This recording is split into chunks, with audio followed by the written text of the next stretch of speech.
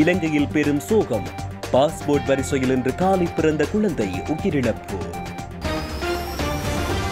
பதவி விலகினார் பிரித்தானிய பிரதமர் போரிஸ் ஜான்சன். எதிர்வரும் 9ஆம் தேதி நாட்டில் பாரிய போராட்டம். ஜாலில் கூட்ட நெரிசலால் பரிதாபகரமாக உயிரிழந்த இளைஞர். சைக்கிள்களுடன் இலங்கைக்குள் நுழைந்த சுற்றுலா பயணிகள். மீண்டும் தீவிரமடையும் கொரோனா தொற்று, சுகாதார திணைக்களம் எச்சரிக்கை.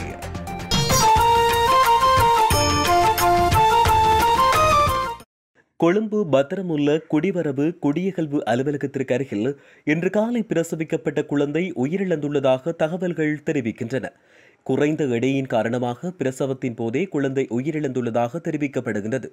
எனினும் தாயார் தற்போது நலமுடன் இருப்பதாக கொழும்பு காசல் வைத்தியசாலையின் மகப்பேறு மற்றும் மகப்பேற்று வைத்திய நிபுணர் வைத்தியர் சனத் லனரோல் தெரிவித்துள்ளார். ஹட்டனைச் சேர்ந்த குறித்த பெண் இன்று காலை பாஸ்போர்ட் வரிசையில் நின்று கொண்டிருந்த போதே பிரசவ வலியால் துடித்துள்ளார். கர்ப்பிணி பெண் வலியால் துடிப்பதைக் கண்ட ராணுவ வீரர்கள் அவரை காசல் வைத்தியசாலையில் அனுமதிப்பதற்கான ஏற்பாடுகளை செய்திருந்தனர். எனினும் அதற்குள் குறித்த கர்ப்பிணி குழந்தை பிரசவித்து விட்டதாக தெரிவிக்கப்பட்ட நிலையில் குறித்த சம்பவம் பெரும் பரபரப்பை ஏற்படுத்தியிருந்த நிலையில் குழந்தை உயிரிழந்துள்ளதாக தெரிவிக்கப்படுகின்றமை பெரும் சோகத்தினை ஏற்படுத்தியுள்ளது. பிரித்தானிய பிரதமர் போரிஸ் ஜான்சன் பழமைவாத கொன்சர்வேட்டிவ் கட்சியின் தலைவர் பதவியிலிருந்து விலகியுள்ளார். எனினும் பிரதமர் பதவியில் நீடிக்கவுள்ளது தொடர்பில் இதுவரை எந்த தகவலும் வெளியாகவில்லை. இது தொடர்பில் அவர் விசேட உரையொன்றை நிகழ்த்திய பின்னர் இந்த அறிவிப்பினை வெளியிட்டுள்ளார். கட்சி தலைமையிலிருந்து விலகும் அவர் இலையுதிர் காலம் வரை பிரதமராக நீடிப்பார் என்று பிபிசி செய்தி தெரிவிக்கிறது. இந்த கோடையில் கொன்சர்வேட்டிவ் கட்சி தலைமை போட்டி நடைபெறுகிறது. மேலும் அக்டோபரில் கட்சி மாநாட்டில் புதிய பிரதமர் தெரிவு செய்யப்பட உள்ளார். கட்சியின் துணை அமைப்பாளராக செயற்பட்டு வந்த கிறிஸ் பின்சர் கடந்த புதன்கிழமை இரவு நேர கேளிக்கை விடுதியில் 2 ஆண்களிடம் பாலியல் ரீதியாக அநாகரிகமாக செயற்பட்டதாக குற்றச்சாட்டு எழுந்தது.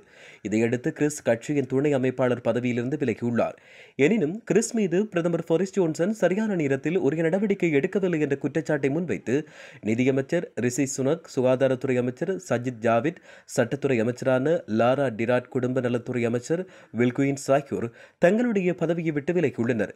இந்நிலையில் போரிஸ் ஜான்சனும் கன்சர்வேட்டிவ் தலைவர் பதவியிலிருந்து விலகுகிறார். எதிர்வரும் 9ஆம் தேதி கொழும்பில் ஜனாதிபதி செயலகத்தை நோக்கி நகர்வது மற்றும் சுற்றி வளைப்பது உள்ளிட்ட போராட்டங்களில் நாட்டில் உள்ள மக்கள் அனைவரும் கலந்து கொள்ள வேண்டும் என தமிழ் முற்போக்கு கூட்டணி பகிரங்க அறிவிப்பை விடுத்துள்ளது.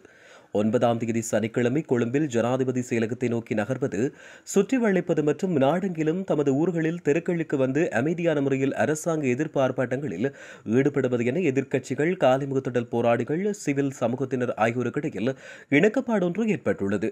இந்த கூட்டத்தில் எதிரணி கட்சிகள் சார்பில் கலந்து கொண்ட தமிழ் முற்போக்கு கூட்டணியின் தலைவர் மனோ கணேசன் இது தொடர்பில் ஊடகங்களுக்கு கருத்து தெரிவிக்கையில், எதிர்வரும் 9ஆம் தேதி நடைபெறவுள்ள போராட்டத்தில் தமிழ் முற்போக்கு கூட்டணி முழுமையாக பங்கு பெறும் என்றும் தெரிவித்துள்ளார். யாழ்ப்பாணத்திலிருந்து பருத்தித்துறை நோக்கி பேருந்தில் பயணித்த 21 வயதுடைய இளைஞர் ஒருவர் மயங்கி விழுந்த நிலையில் உயிரிழந்துள்ளார். இந்த துயரச் சம்பவம் நேற்று மாலை இடம்பெற்றுள்ளது. யாழ்ப்பாணத்திலிருந்து பருத்தித்துறை நோக்கி பயணித்த பேருந்தில் பயணம் செய்த இளைஞர் ஒருவர் பருத்தித்துறை 1ஆம் கட்டை சந்தை நிறுத்தத்தில் இறங்கியதும் மயங்கி விழுந்து சரிந்துள்ளார்.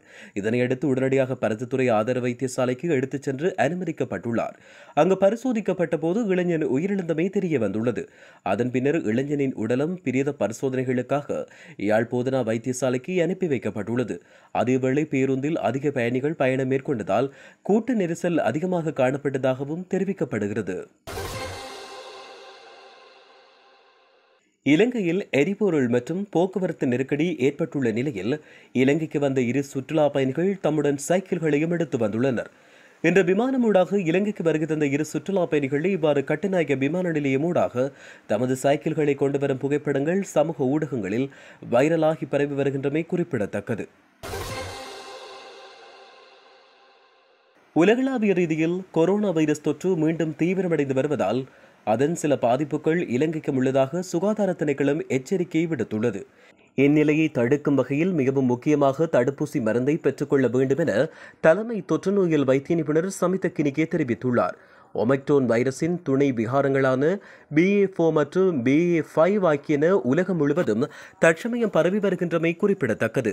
முன்னர் பரவிய ஒமைக்ரோன் வைரஸின் துணை விகாரங்களை விட இந்த புதிய துணை விகார வைரசுகள் அதிகம் தொற்றும் திறன் கொண்டவை எனவும் வைத்தியர் தெரிவித்துள்ளார்.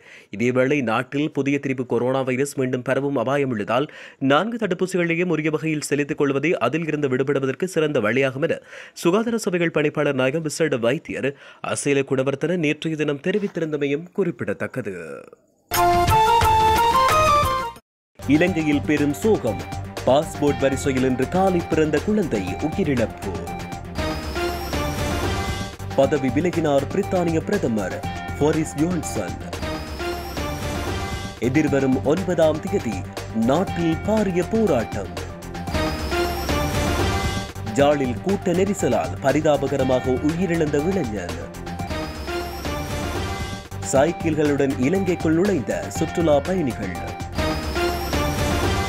மீண்டும் தீவிரமடையும் கொரோனா தொற்று. சுகாதார திணைக்களம் எச்சரிக்கை.